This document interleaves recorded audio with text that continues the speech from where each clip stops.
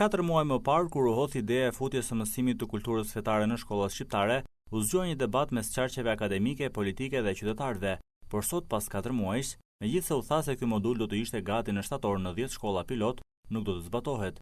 Ministria e Arsimit e ka shtyrë zbatimin e këtij projekti të lançuar nga kryeministri Edi Rama për në semestrin e dytë të këtij viti shkollor në 10 shkolla të Tiranës.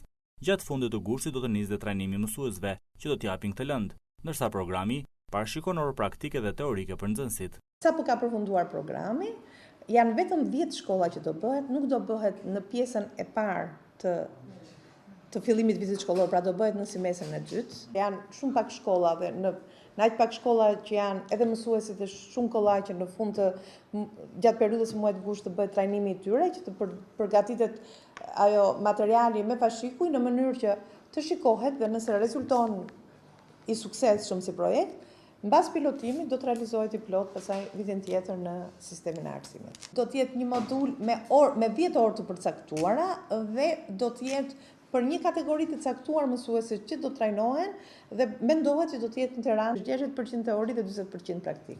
Që do të thotë jo praktika fetare, të mirë kuptohemi, janë thjesht qasje sociale të problematikave që lidhen me mënyrën e menaxhimit dhe kulturës fetare. Komunitetet fetare kanë përkrahur këtë nismë, duke u angazhuar së bashku me Ministrinë e Arsimit për të dhënë asistencë në hartimin e programit. Sipas tyre, ky projekt është diskutuar për gati 2 vitesh, por asnjëherë nuk ka gjetur zbatim.